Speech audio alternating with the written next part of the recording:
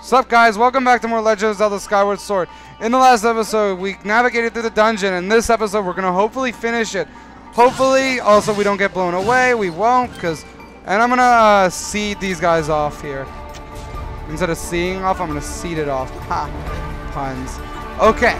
So, we're going to go across. No!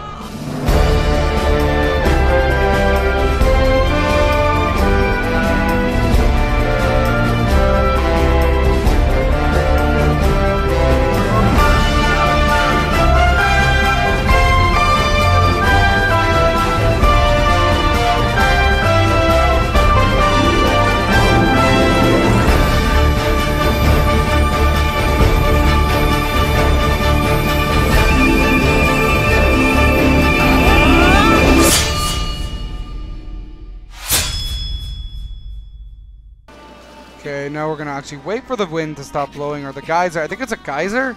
Yeah, I think it's clearly not wind because we're indoors. It's a geyser. It's kind of like steampunky, this area, because it's all like pasty, but there's steam everywhere. That's what steampunky is. I like Codename Steam. A lot of people didn't like that game or didn't care for it. Thought it would look stupid, but I think they were just because people always say to don't judge a book by its cover, but Codename Steam's like lack of appreciation was definitely judging a book by its cover. And gamers gotta stop doing that, like especially with graphics. They don't really matter in the long run. Like it doesn't matter what visual style a game has. It's just the presentation. Like the presentation doesn't have to look good for a game to be good. And so many people get hyped too easily by graphics instead of by presentation. Look at Skyward Sword. This game doesn't really look that good, but it's actually really fun. And this goes back to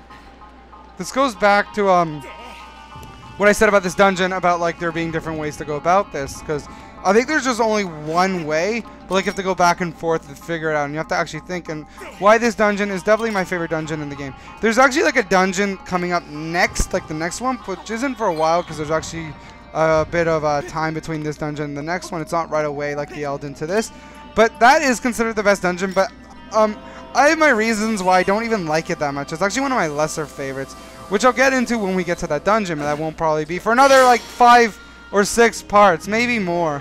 I'm not quite sure how long it's going to take, and we're going to make the room, and there's the boss. Oh god, more of those guys. There's freaking 2 of them at the same time. Oh, that's going to be fun to kill Kappa. And great, Vimo statues, but this guy will be easy. Vimo statues are fun. You just slice, slice, and stab to death. I said stab! Oh god, we got hit. Luckily we have hearts. And stab. And thank you for flying Jared Airlines. We'll see you again.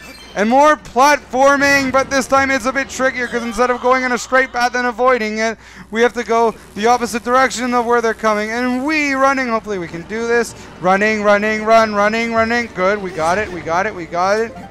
We got it. Okay, let's go down this. No, I'm actually going to go up because I want to see what's this way. Because it's making me think, do I want to go down and navigate across that? Or do I want to go this way? I just realized looking, we don't want to navigate across that because that room is locked right now. We could go that way. But instead, we're going to go this way because there's so many different paths and it makes me so excited. And let's push it forward. I'm getting even so excited I can't talk properly. And god, I'm still really tired for my freaking 4 hours sleep, but I can't sleep. Jet lag is terrible. Because this is the same session as when I was bitching about that earlier.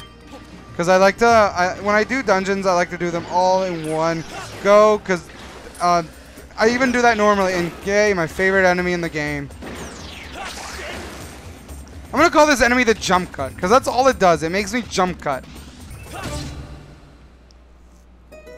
Yeah, while I'm waiting for the enemy to do its shenanigans, I decided to blow up some, like, shit! Some, like, one of those, like, statue things. But I don't think it did anything. Oh, no, I know what that does. Because I like to be efficient with what I do. I like to, make sure I'm using the most amount of time. Because I hate, like, just sitting around doing nothing. Because I could easily do something. And that, that's like me in real life as well. Like, when I'm, like, not doing work, I like to play a game. When I'm not playing a game, I like to watch a show. Because that's just stuff that occupies me. I don't like to just waste time, like, looking up, like, pictures of cats or something online like most people do. I like to actually make sure I'm constantly doing things.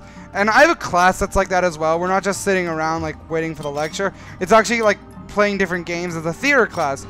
I'm actually in film, but I took theater as like my out of major subject because you have to actually take other arts courses in order to graduate. And I'm so glad I took this class.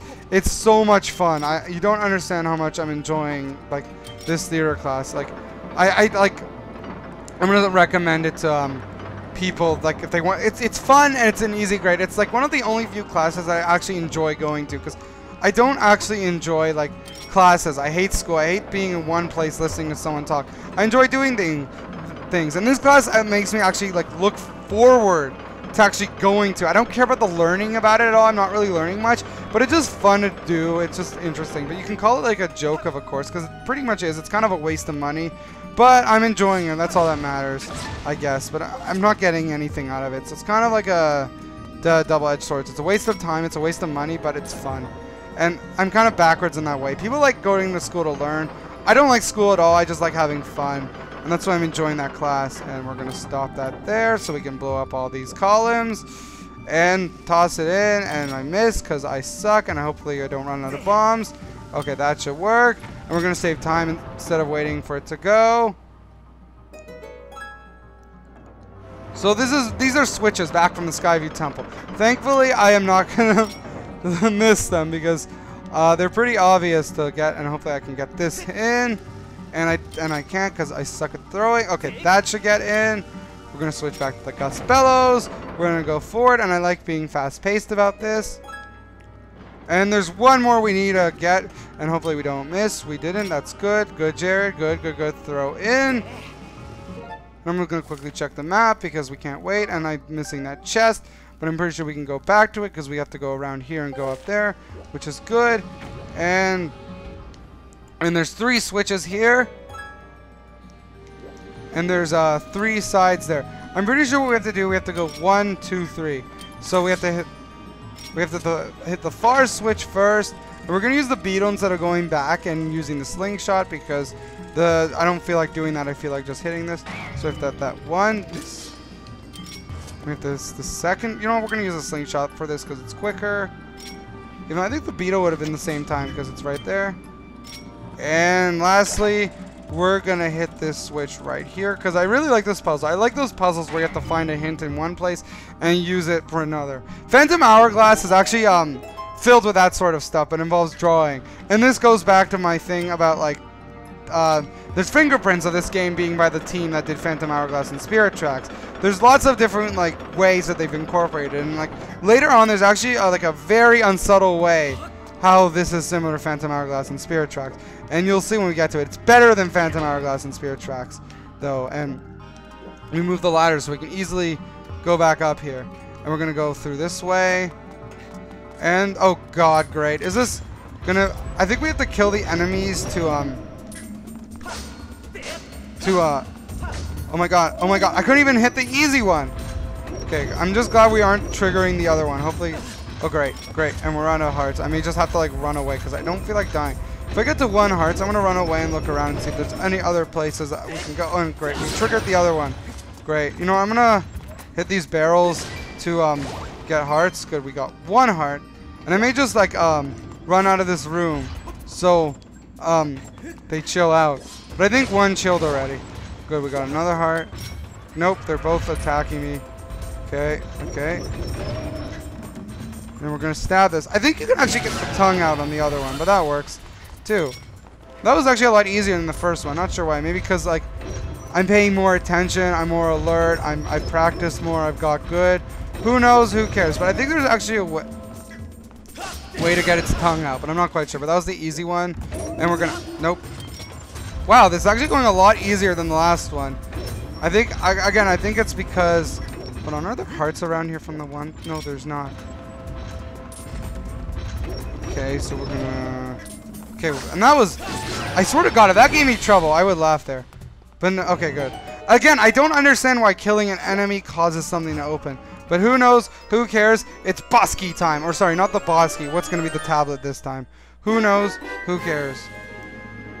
It's the ancient circuit going along with the... Actually, the ancient robot. Ancients are everywhere. And that opens that... Why does getting a thing open up that door? I don't understand it. We're going to go down here because it's a different path, but it gets to that door quicker, I believe. This is what we looked at earlier. But we can actually, wait, female statues can move? Are they even, I'm pretty sure they're BMOS, or just female statues or BMOS. I didn't know they can move around. Huh, because the thing about in other Zelda games is, oh god, the thing about other Zelda games is, oh god, no, the thing about, in other Zelda games is that they stay in one place. But I guess, changes their properties a bit. And good, we can get up here, and this is, wait, is it, where's the door? Yeah, we don't have to go up that ladder. We have to, oh god, no, we have to go up this way.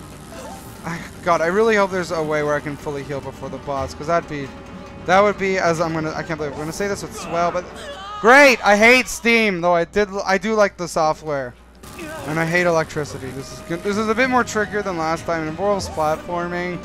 I'm not very good at platforming. I'm better at the puzzle. Hopefully we can get across the Steam quick, but I need to chill out my stamina, so I don't run out. Oh, great. Come on, get it into the fruit, and I think we could run. I played that save a bit, which kind of made me suffer, because I slowed down before I got past the Steam. That kind of ended up backfiring, but not really, because I didn't actually like fall or take any damage from that, though I did earlier from the electricity and whatnot, but not from that. So let's go through here, and I believe this is where the freaking treasure chest should be. Let me go up here, because I'm pretty sure this is going to be like the backtracking place where I could have gotten up before, but the block was in the way, or was it? I'm not quite sure. Okay, that's the, yep. This is the way to the treasure chest. The other way is the way to the boss door. Different ways to go about it. Different ways to do things. Different ways to... There's actually one way, but like, it's out of the way, which is cool. And I don't even know where I'm going with this. Quite honestly, I'm getting so tired that I'm just mumbling stuff at this point. At least I'm not just like losing energy. That would be that would be bad, because I really wanted to record today so I can get ahead, because I just got back from South Africa and I only have very few episodes ahead of me, so I wanted to get a good amount done, because I get worried when I fall behind or I catch up too quickly to where I am, because then I don't have I like having a backlog. And screw that hard. I could have gotten in with the beetle, but I didn't feel like wasting time. But yeah, like that's why I'm recording when I normally shouldn't, so I can get a bit ahead. Because I liked way back then, where like I first started, I had like 10 episodes recorded, because then I didn't have to record for a while and I could focus on my school, which I want to do this time, but it's gonna be hard when I'm not ahead. I like being a good 2 weeks ahead. God, it was really bad when no, I don't really want to save there, because in case the recording fails. Yeah, it was really hard when I was doing this like weekly. I don't understand how I could have caught up. I don't think I even did. I think I like missed a lot of days, but it's nice to be consistent. I don't understand how most people could honestly keep up. I guess they don't have other commitments and they dedicate themselves full time to this, but I honestly don't have the time to do that when like I'm not getting anything out of it. I just do this for fun, and I've been over that a few times, and we need to keep up to the freaking past shit, or else it's gonna fall behind. Go, Link! Oh, I'm surprised the Steam thing didn't like affect me at all, but that was actually surprisingly easy. And that's gonna unlock the boss door, but first we're gonna go across this bridge and see what's ahead. I get the, oh god, that's a really big choo-choo, or chew. We're gonna, no, we're not gonna get hit. We're gonna kill that thing. We're gonna kill it all, because there might be something that comes from it. I doubt it though, but I'm actually just curious, because I can't resist a challenge. Nope, nothing. Not even a collectible, not even one of those chew laws, which you do have plenty of. But like, you would think that because we killed that, we would have gotten at least a little collectible. We didn't. And good, we have pretty much enough health. The boss is actually probably one of the easier boss fights in the game. And what's Fi gonna say? Master, look at this. There is a great door here that is locked tight. We've done this a few times. It is only logical that something of great importance likely rests behind this door. It's kind of a staple at this point. Why are you telling me this, Fi? Fi, the queen of frickin' telling us useless shit that we don't need. I do like her personality, though. But she does say useless shit we don't need.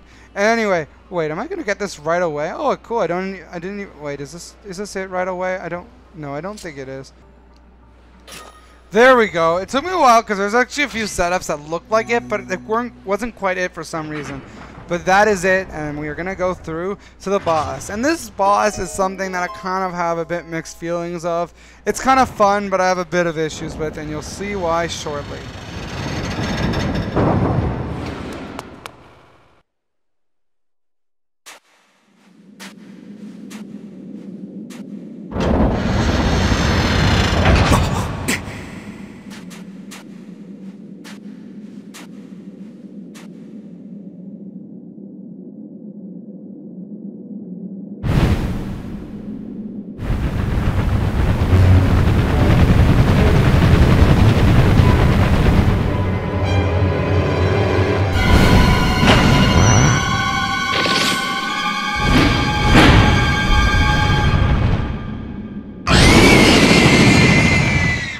Okay, so first thing I want to say about the boss is I love this music.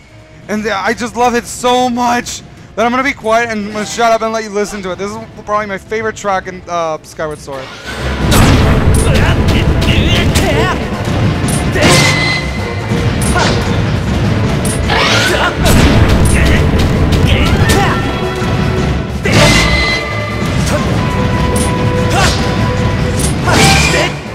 Okay, that's enough about this. So an interesting thing about this boss is that it's the first boss that has nothing to do with Girahim or anything. Because Girahim summoned the fire one. I don't remember what he was called.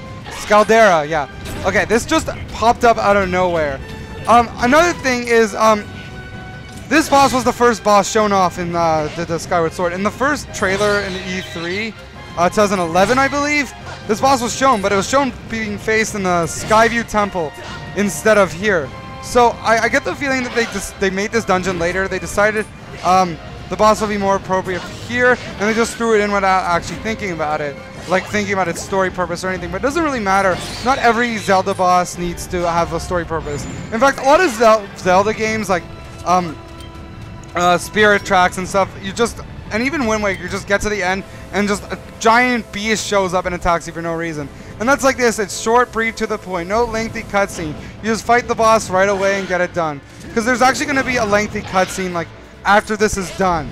But okay, so and then another thing about this boss, even though I'm kind of struggling a little bit, he's very pathetically easy. I'm just struggling because I'm tired in the motion controls and I'm pretty terrible. I'm not going to make any excuses. But like, he is like easily the easiest boss in the game, and he's so pathetic.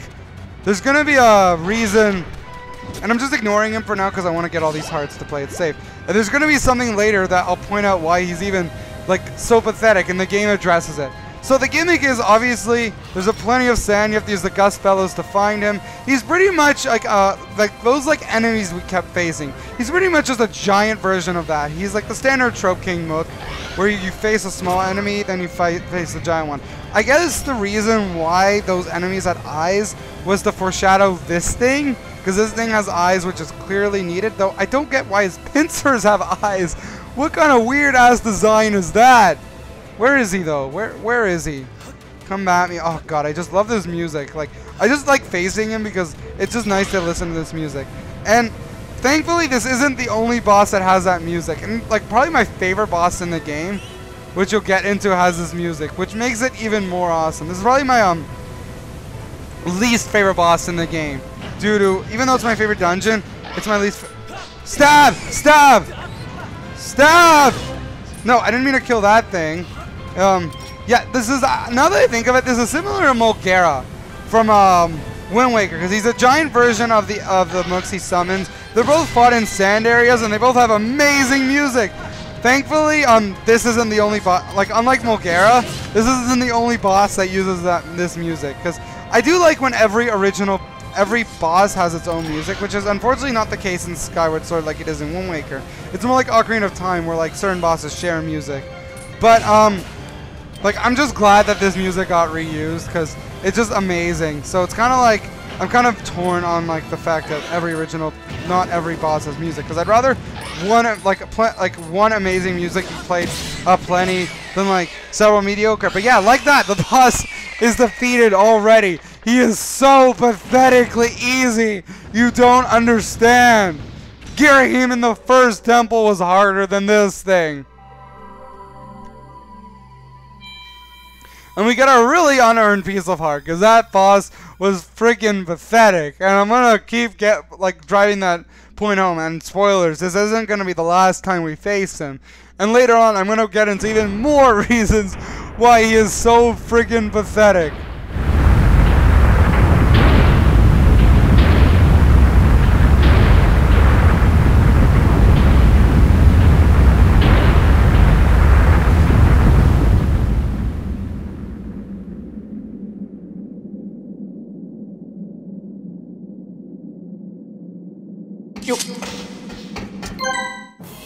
You're on a heart container. Your life has increased by 1 and is also now fully replenished.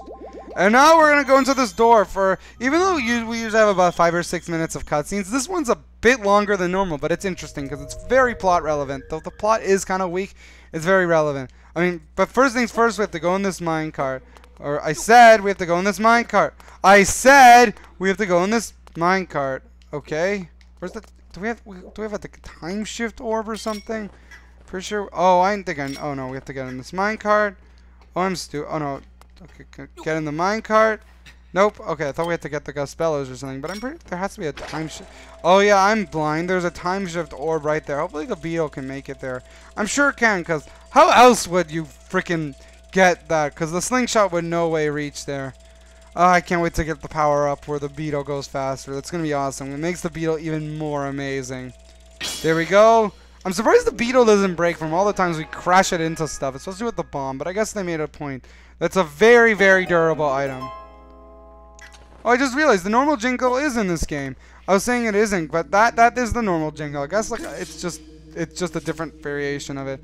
And you know, it'd be funny if I actually jumped off. And I'm not going to do the thing where I purposely jump off like I did before, because that was only sort of not really funny once, and I'm not going to do that again.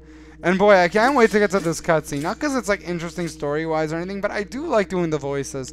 It's very interesting. It gives me a break from having to constantly think of something to say. And I can just enjoy the story and allow to share it with you in my own way.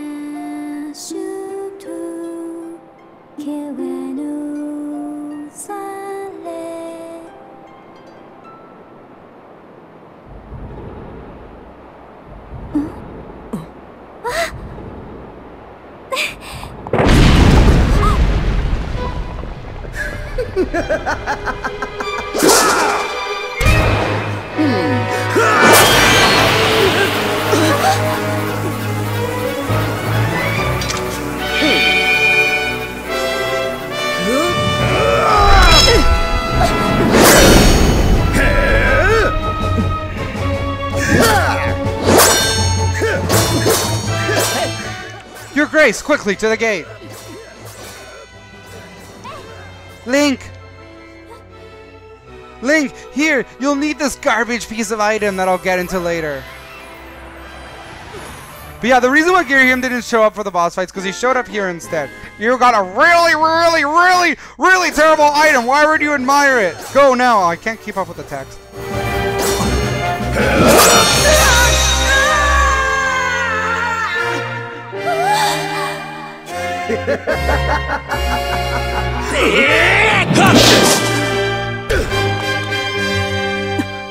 Link.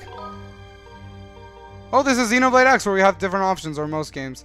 Am I late? That's the recurring theme. No, you're right on time. Aw, thanks, we're not late. That wasn't really much good development because, like, this was like the next time we see her, she's like, okay, you're on time. Link, you must go now. Return to the old woman at the sealed grounds. Tell her what happened here. She will know where you must go. Oh, I'm reading fast because I thought it was going to auto-scroll, but it's not. And know this well. Okay, that auto-scroll. I'll see you again. This isn't goodbye, Link. Oh, no, that was Zelda that was talking. I promise. I can't tell who was who because there's no lip flab or anything.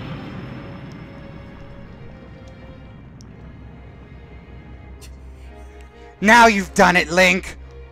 I blame myself. I should have reprimanded you the last time we met. But instead, I was soft. I take pleasure in punishing you, but I have no time for recreation. But next time, I'll do more than just beat you senseless. I'll beat you shitless. I'll make the affair so excruciating you'll deafen yourself with the shrill sound of your own screams. Good thing I can remember what he said.